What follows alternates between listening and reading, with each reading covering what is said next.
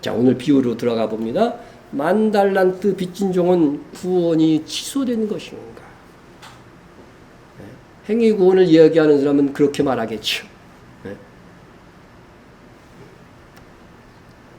여러분, 용서와 관련된 이 예수님의 10,000달란트 빚진 자의 비유는 제가 종말론을 공부하기 전에는 참 저 역시도 참 해석하기 어렵더라고요. 분명히 다른 성경에는 믿음으로 구원받는다고 했는데 여기 행함으로 구원이 취소되는 게 아닌가 그런 생각을 할 수밖에 없는 줄거리이기 때문에 그렇습니다. 그런데 요한복음에서 말하는 영생은 믿음으로 들어가는 새하늘과 새 땅을 말하는 것이고, 마태, 마가, 누가복음에서 말하는 영생은 믿음 플러스 행위의 공적이 있는 자들이 들어가는 천년 왕국에서부터 이루어지는 영생 구원을 의미한다고 하는 것을 딱 깨닫고 나서는 예수님의 모든 비유가 다 해석이 되는 거예요. 모순 없이. 복음서의 모든 내용이 갈등이나 모순 없이 절로 이해가 되어서 정말 저 스스로도 막 해방된 기쁨이었어요. 두루마기를 빠는 회개 행위가 어떻게 신자의 선악간의 심판인 그리스도의 심판대에서 판결될 것인가? 이제 이 예수님의 비유를 들어보십시오. 그러므로 천국은입니다. 천국은. 그 종들과 결산하려 하던 어떤 임금과 같으니. 이 말씀이 뭐뭐와 같다 그랬으니까 뭐예요? 전부 다 비유죠. 비유. 비유니까 실체를 알아야 돼요. 자, 여기서 우리는 이 비유를 잘 해석하기 위해서 예수님이 이 어떤 질문에 대답하기 위해서 드신 비유인가 그것부터 우리가 파악하고 있어요. 네? 베드로가 나와 이르되 주여 형제가 내게 죄를 범하면 몇 번이나 용서하여 주리까? 7번 하오리까? 이 질문에 대해서 예수님이 뭐라고 대답했어요? 7번뿐 아니라 7번을 70번까지라도 할지니라. 70 곱하기 7은 뭡니까? 490번. 490번 딱 용서해줘도 기가 막힌 건 한데 까지라도 했으니까 이건 무슨 말이에요? 얼마든지 용서해줘. 그 이 말씀하시고 그 다음 절에서 천국은 그러신 거예요. 그 종들과 결산하려 하던 어떤 임금과 같으니. 그러니까 이게 무슨 말이겠습니까? 용서가 마지막 그리스도의 심판 때에 설 때에 어떤 영향을 미치는가 그것을 알려주는 비유라고 하는 사실입니다. 자, 그러면 비유니까 한번 풀어봅시다. 여기서 말하는 천국은, 성경에서 천국은 두 가지가 나온다 그랬죠. 천년 왕국부터 얻는 영생, 첫째 부활이라고 그러죠. 새하늘과 새 땅에서부터 받는 영생, 그건 둘째 부활, 마지막 부활입니다. 고린도전서 15장 56절에도 설명이 나옵니다. 자, 그럼 이 천국은, 이 본문에서의 천국은 천년 왕국을 말하는 것일까요? 새하늘과 새 땅을 말하는 것일까요?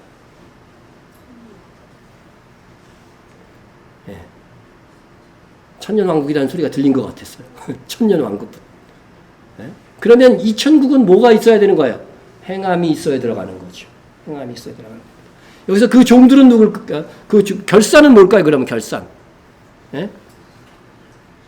결산은 주님 다시 오실 때 그리스도의 심판 때에서 어떤 원리로 심판되는지, 어떤 원리로 상급이 결정되는지, 어떤 원리로 벌이 결정되는지 그것을 보여주는 그리스도의 심판 때라고 하는 거예요. 그러니까 이 천국은 천년 왕국, 그죠? 결산은 그리스도의 심판 때. 그럼 그 종들은 누굴까요? 그 종들은 뭐 어렵지 않죠. 그 종들은 당연히 신자고 교회인 것입니다. 여러분들은 그리스도의 종입니다. 여러분 위치가요 왔다 갔다 하는 게 많아요. 그리스도의 신부이기도 하고 종이기도 하고 하나님의 자녀이기도 하고 여러 가지 신분이 있는데 사명에 있어서는 뭐예요? 그리스도의 종입니다. 이것은 심판받게 되어 있습니다. 임금은 누굽니까 그러면은? 그렇죠. 당연히 다시 오실 예수님입니다. 다시 오실 예수님. 자, 이것을 우리가 이제 알고서 해석하면 이제 절로 해석이 됩니다. 예?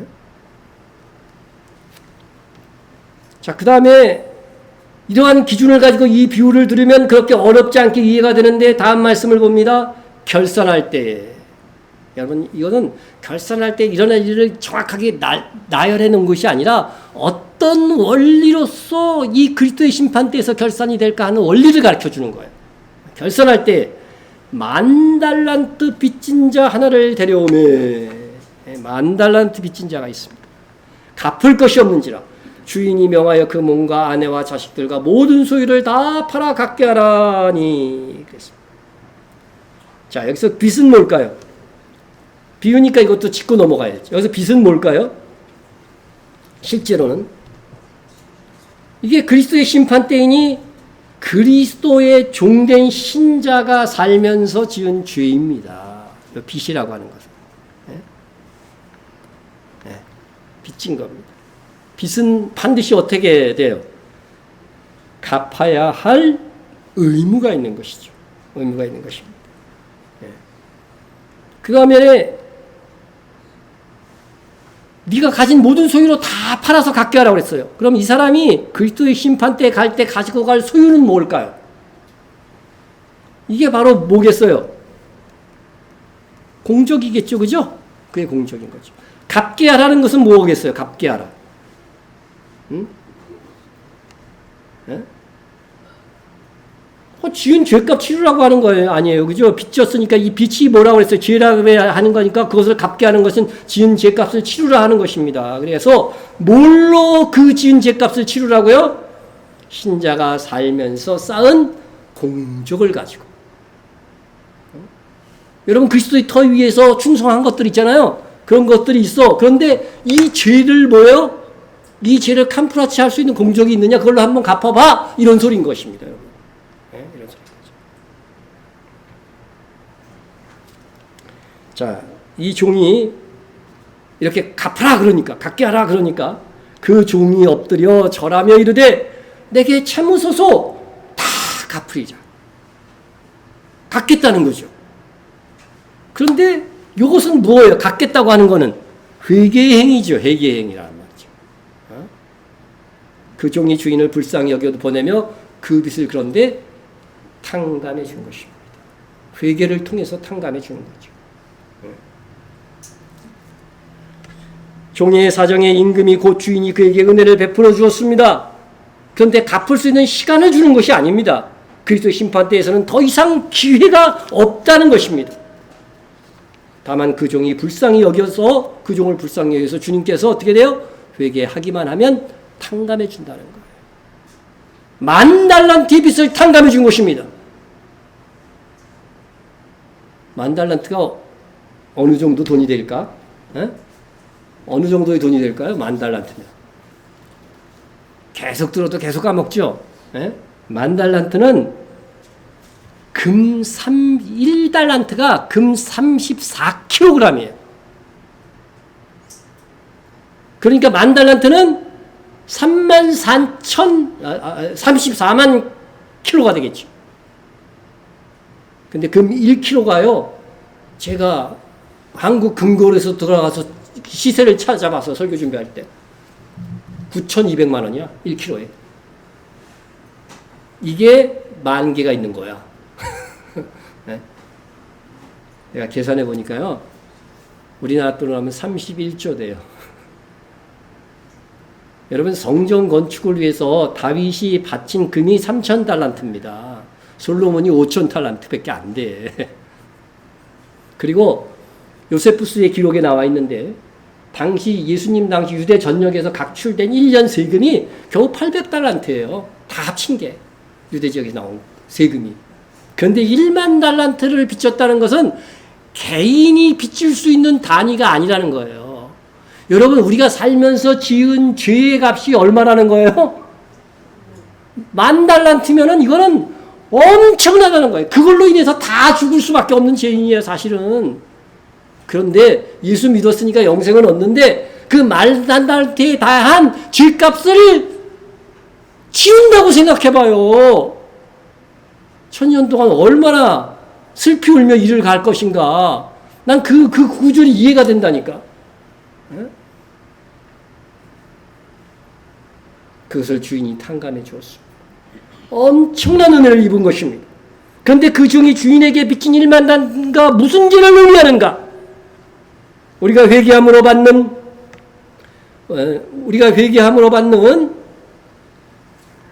이 죄, 우리가 회개함으로 받는 이 죄가 어떠한 죄인가 하는 것을 아는 것입니다. 이 종이 1만 대한테 빚진 자가 무엇을 의미하는가? 목욕에 해당하는 회개가 없는 죄일까? 이거는 불신의 죄죠. 불신의 죄. 하나님을 안 믿은 불신자들은 믿지 않은 죄가 가장 큰 죄잖아요. 그러니까 1만 달란트가 이 목욕에 해당하는 회개, 불신의 죄를 의미하는 것인가? 아니면 믿은 후 발 씻음에 해당하는 회개가 없는 죄일까?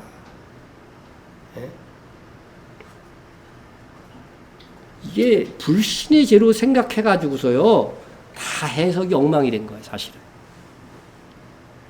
여러분, 우리가 은혜로 받은 이 구원, 이것은 아무리 큰 돈이라고 해도 돈에 비유할 수가 없어요. 돈 갖고도 못 가요. 여러분, 지금 제 재벌들은 31조 이상 가진 사람 있어 없어요? 많습니다. 뭐 많다고 하기는 그렇지만 상위 1%는 막 그렇게 가진 사람들이 있어요. 우리나라 재벌 중에 31조 이상 가진 사람도 있다고요. 저 미국에 가면은 무수히 많고. 그럼 31조 1만 달란트가 그렇게 큰 돈이라고 할지라도 그 돈으로 치를 수 있는 것입니까? 그렇지 않다는 겁니다. 지금 여기서 다루고 있는 1만 달란트 빚진 자가 지은 그 의미의 죄는 일상에서 지은 죄예요. 일상에서. 예수 믿고 나서 일상에서 지은 죄. 우리는 예수님을 나의 구세주로 한 번 믿음으로 목욕에 해당하는 제사함을 받고 영생을 얻었습니다. 영생을 얻었습니다. 이는 다시 취소되지 않거니와 돈으로 계산할 수 없는 것입니다. 어떻게 예수님의 보혈의 공로를 아무리 큰 돈이라도 그것으로 계산되어질 수 있고 표현될 수 있을까? 그것은 불가능한 일입니다. 아무리 큰 재물도 돈 주고 살 수 없습니다. 우리가 값없이 은혜로 받은 구원은 예수님의 보혈의 공로로 우리가 하나님께 우리의 죄를 용서받은 덕분인 것입니다. 이 영원한 생명을 어찌 아무리 큰 돈이라도 세상에 있다가 없어지는 돈에 비유할 수 있을까요? 그럴 수 없습니다. 그러므로 10,000달란트의 이 탕감은 우리가 예수를 믿은 후에 지은 죄에 대한 용서를 뜻하는 것입니다. 주님은 우리가 살면서 지은 죄라도 우리가 회개하였을 때에 그 회개를 탁 쌓아두셨다가 그리스도의 심판대에서 우리의 죄를 용서해 주시는 것입니다. 10,000달란트 빚진 자가 엎드려서 다 갚으리이다 이렇게 한 것은 그가 지은 죄에 대해서 회개한 사람이었다고 하는 것을 보여주는 것입니다. 그가 회개했다면 그가 아무리 10,000달란트라는 엄청난 돈에 비유될 만큼의 많은 죄를 지었더라도 그리스도의 심판대에서 주님은 그를 용서하시고 그 죄값의 형벌을 내리지 아니하시는 것입니다. 그런데 문제가 있습니다. 이 종이 나가다가 100데나리온 빚진 동료, 자기 같은 종이죠. 그 종을 만났습니다. 이 탕감받은 종이 세상에서 자기에게 빚진 다른 종에게 어떻게 하였는지를 보여주는 거예요. 이거는요. 보여주는 것입니다. 그 종이 나가서 자기에게 100데나리온 빚진 동료 한 사람을 만나 붙들어 목을 잡고 이르되 빚을 갚으라 하매. 100데나리온도 적은 금액은 아닙니다. 한 데나리온이 노동자 하루의 품삯이라고 생각하면 100일 동안 수고해서 번 돈이니까 적은 돈은 아니죠. 그러나 이거는 개인 간에 질 수 있는 그런 빚이잖아요. 종은 자기가 도저히 갚을 수 없는 10,000달란트를 탕감받았으면서도 동료의 목을 휘어잡고 100데나리온을 갚으라고 소리쳤습니다. 그러자 그 동료가 엎드려 간구하며 이르되 나에게 참아주소서 갚으리이다.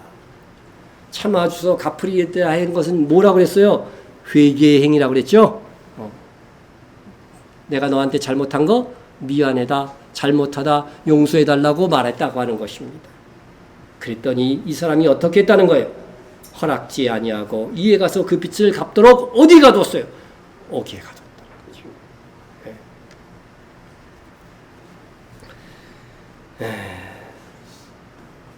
혹 우리가 우리 죄를 용서해달라고 기도하면서 다른 사람이 용서해달라는 청원에 인색한 적은 없었는지, 우리가 우리에게 죄 지은 사람들을 용서하지 않으면서 하나님께는 나의 죄를 용서해달라고 기도하고 있다면 $10,000 탕감받고도 100데나리온 동료의 빚을 탕감해주지 않는 이 종과 같은 것입니다. 그러나 이를 목격한 동료들이 주인에게 가서 고발을 합니다. 그 동료들이 그것을 보고 몹시 딱하게 여겨 주인에게 가서 그 일을 다 알리니, 여러분 우리가 한 행동들은 다 우리의 수호천사들이 다 하늘에 알린다고 성경에 나와 있죠? 다 알려줍니다. 이를 보고 들은 주인이 이 악한 종을 다시 불러서 말합니다. 이에 주인이 그를 불러다가 말하되, 악한 종아, 내가 빌기에 내가 내 빚을 전부 탕감해 주었거늘 내가 너를 불쌍히 여긴과 같이 너도 내 동료를 불쌍히 여김이 마땅하지 아니하냐.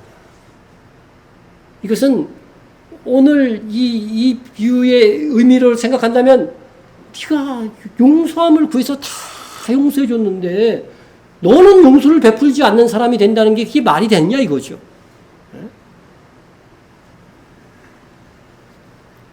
그래서 주인이 어떻게 했을까요? 그리스도의 심판대에서 나에게 지은 다른 사람의 죄를 용서하지 않은 나의 행실이 드러난다고 한다면 나는 어디로 가게 될까요? 주인이 노하여 그 빚을 다 갚도록 옥졸들에게 넘기니라. 여러분, 옥으로 가는 거예요. 그 옥이 어디예요? 바깥 어두운 데인 거죠. 천년왕국과 다른 바깥 어두운 데로 가게 되는 것입니다. 여러분, 그 빚을 어떻게 해요? 다 갚도록입니다. 다 갚아야 된다니까요. 우리가 용서받지 못한 죄는요, 다 갚아야 돼요. 그래서 용서받느냐 못 받느냐 이거는 우리가 놀랍고도 중요하게 생각해야 되는 부분이라고 하는 것입니다. 이것은요, 그 빚을 다 갚도록 한다는 것은 결코 이 종의 구원이 취소된다는 것이 아니라고 했습니다. 다만 그 종은 천년왕국이 진행될 동안 산받지 못한 죄에 상하는 벌을 받게 될 것입니다. 다시 말씀드립니다. 너희가 사람의 잘못을 용서하면 너희 하늘 아버지께서도 너희의 잘못을 용서하려니와 너희가 사람의 잘못을 용서하지 않으면 너희 아버지께서도 너희 잘못을 용서하지 아니하시리라. 이 말씀을 기억해야 합니다. 그리스도인이 되어 용서받지 못하는 죄는 반드시 갚아야 할 죄가 됩니다. 그러므로 우리가 자기 두루마리를 빠는 이런 회개를 하는 동시에 나에게 죄를 지은 사람을 용서하는 것이 얼마나 중요한 것인지를 알아야 되는 것입니다. 잘못을 구하는 사람을 용서하지 않는 것은 정말 하늘의 큰 상을 잃어버리는 결과를 낳습니다. 1만 달러한테 해당하는 내가 잘못한 죄를 탕감받는 놀라운 은총은 그 은총을 상실하게 만드는 것입니다. 긍휼을 행하지 아니하는 자에게는 긍휼 없는 심판이 있으리라. 탕감받지 못하는 거예요. 긍휼은 심판을 이기고 자랑하느니라. 여러분, 이 말씀의 진정한 의미들을 여러분 가슴에 새기셔야 됩니다. 이 말씀을 꼭 기억하고 용서의 사람, 긍휼의 사람이 되십시오. 그러면 주님께서도 그리스도의 심판대에서 우리를 불쌍히 여길 것입니다.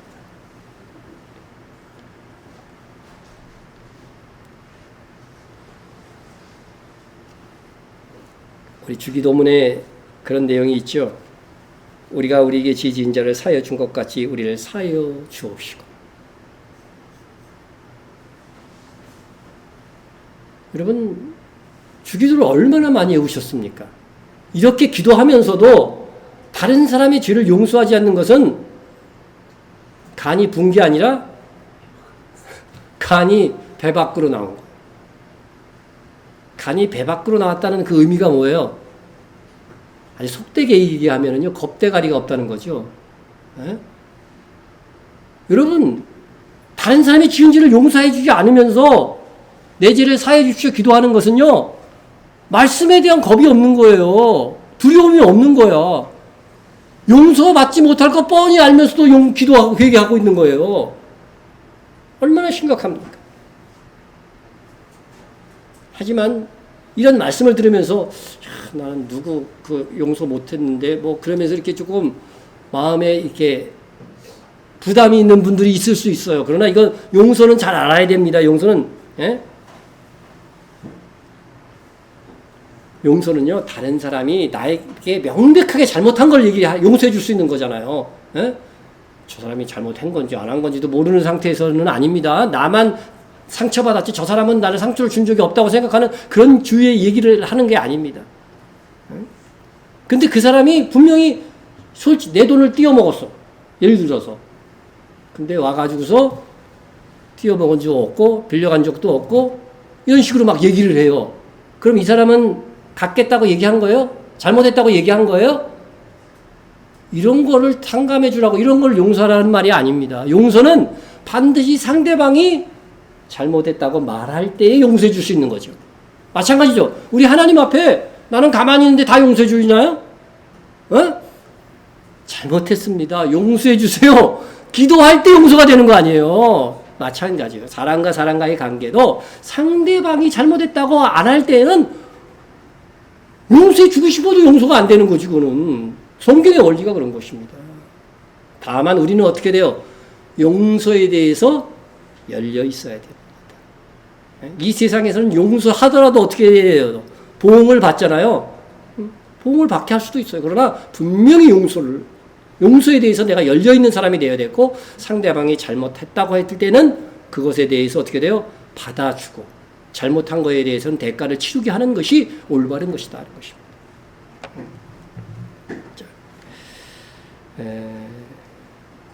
우리가 지은 그 많은 죄를 그리스도의 심판대에서 지울 수 있게 하는 이 회개는 내가 먼저 용서해 준 사랑이 전제 조건으로 달려 있다는 것, 말씀 속에 달려 있다는 것을 꼭 기억하시기 바랍니다.